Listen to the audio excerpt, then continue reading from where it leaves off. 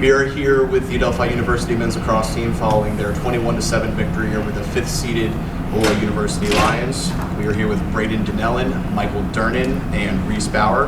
We'll start with an opening statement from head coach Gordon Purdy. Coach, your thoughts on today's victory? Very emotional game for us, having have had Coach Cat start that program and live there for so many years of his life. So to come off as well as we did and get the victory, everybody's incredibly happy. In terms of our performance, we certainly did step up on offense, move the ball, create opportunities, scoring opportunities.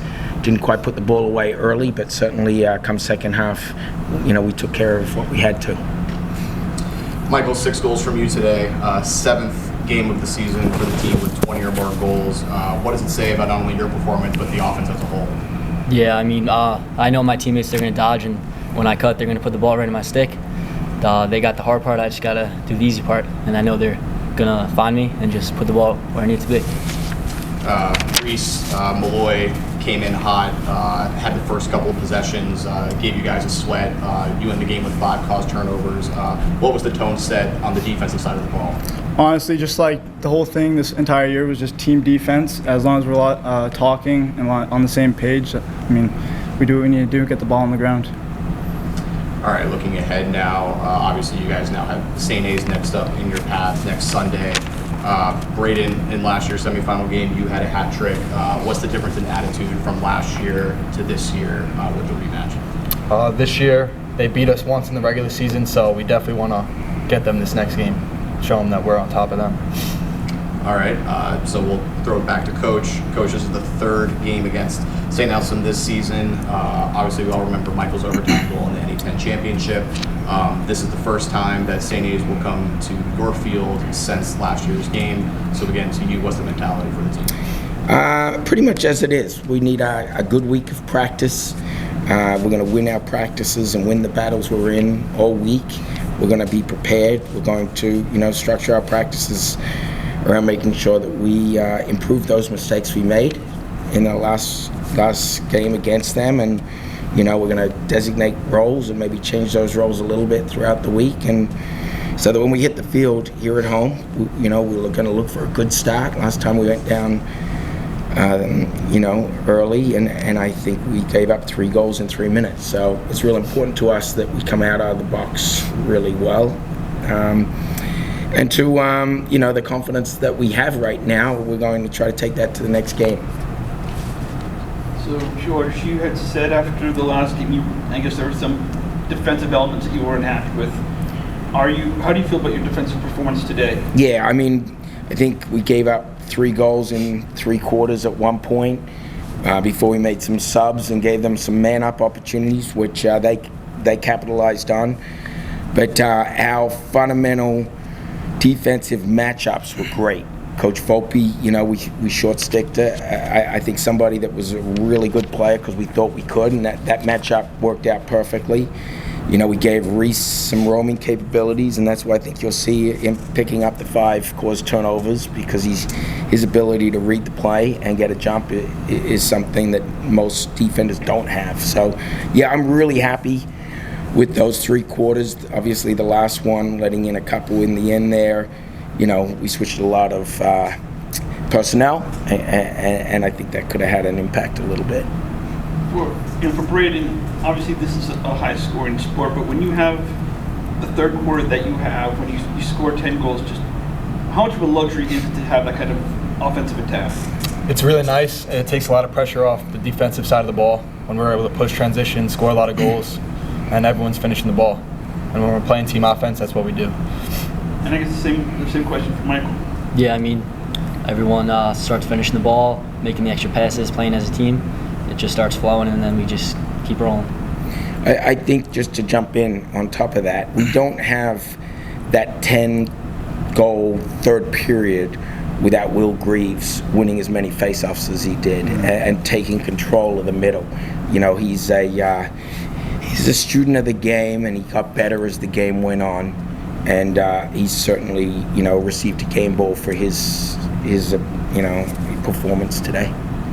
did it feel like, at least in that first quarter, that they were almost kind of trying to play the clock a little bit, kind of slow you down? Look like they were trying to take away your transition. I think they're a very good offensive team. The first couple of looks they had, I turned to Coach Cat and said, we've got a game on our hands.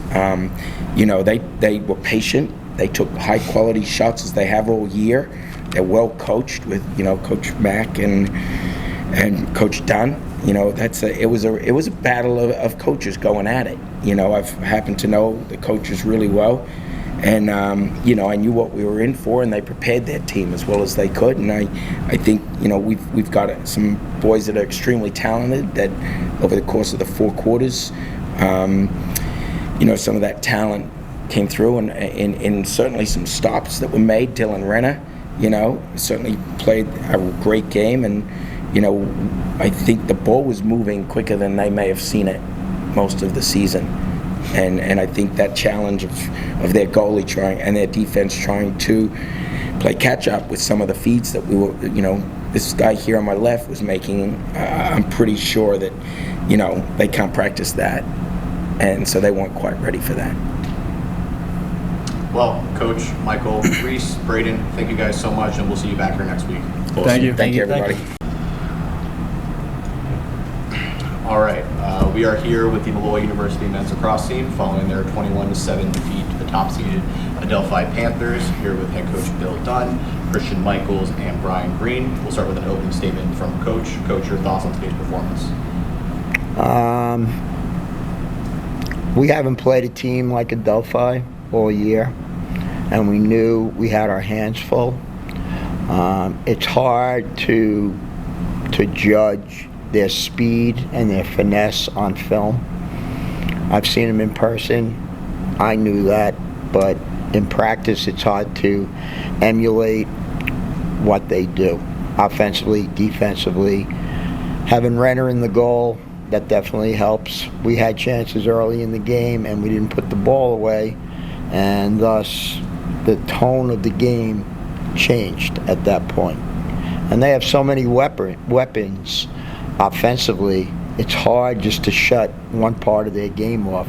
They're really unselfish. They share the ball really well, and they really don't care who scores a goal as long as they score a goal. So it was a hard matchup for us, not taking away what we've done the whole season.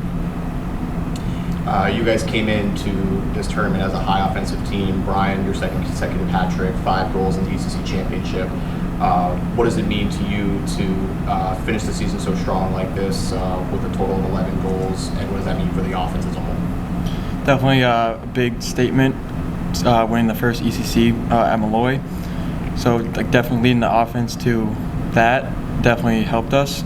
But then moving forward, coming here, playing in the NCAA for the first time helped, and then to lead the offense to a big win over Pace, and then finally come here to play Adelphi, definitely had it to us, but we didn't play. The offense definitely didn't play their full potential against this team.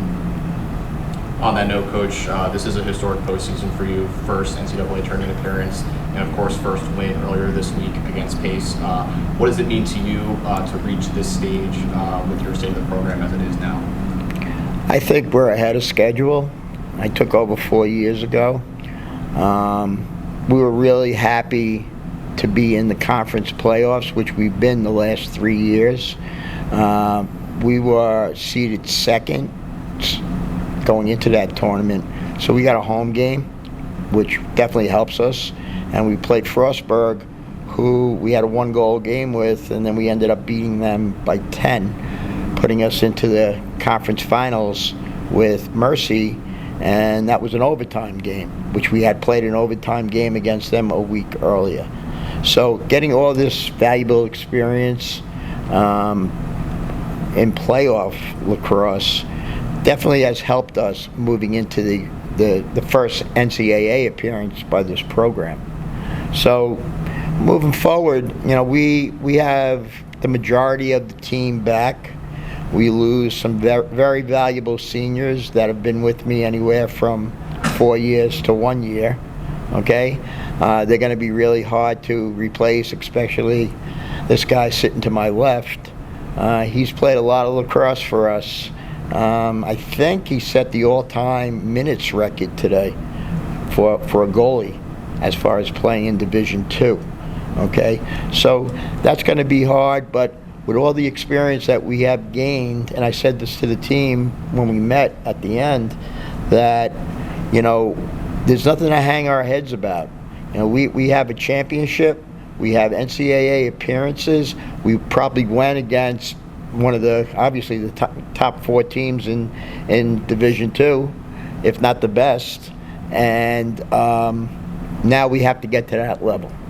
Okay, and we know what we have to work for and strive for. So, you know, they were an eye-opener for us today. Ryan, you said something to the effect of you don't think the offense played to its complete, I guess, abilities. Was it something that you guys weren't doing or something they were doing to you? Definitely, like, the defense was definitely pressuring us, and they changed the matchups, so that definitely affected our play style. But then just not hitting the net hurt us. Turnovers, not be able to catching and throwing, definitely hurt us. And then just trying to settle the ball, I think, definitely would have helped. And for Christian, just what did you see in that 10-goal third quarter? Just what were they doing that was so effective? Yeah, you know, like Coach said, a very talented team. You're moving the ball very well, and you know, we just didn't execute our game plan to take away what they wanted. So, you know, when you don't execute, that's the result that we give up. And then I guess for Coach, just I know it's been not a long time since the season ended, but how do you assess the season in general? Really successful season. We were 16-5 for the season. And we doubled our wins from a year ago. It's the most wins ever by a Molloy men's lacrosse team. Okay, so I only think we have great days ahead of us, you know. And I just want to kind of piggyback what Christian and Brian was saying. You know, we can only cut down part of their offense.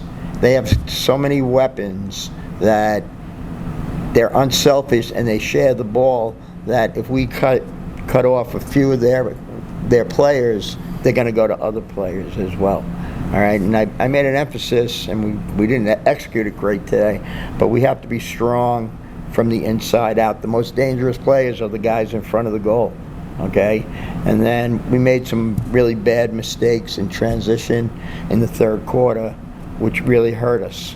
And trying to keep it close is one thing, but as they opened up the lead and not winning face-offs, we never got the ball. So they were just playing more and more offense and putting more pressure on the goalie and on our defense. So, but moving forward, I'm really excited about who's coming back on this team and who we have coming in. And that's an ongoing thing, the recruiting part with transfers. And, you know, it's time for me and my coaches, you know, really to get back to work. And we have to replace some guys that are graduating, but we want to bring in guys that fit into what we're trying to do at Molloy. Well, Coach, Christian, Brian, thank you so much. Congratulations on a great season. Thank you very much. Thank you.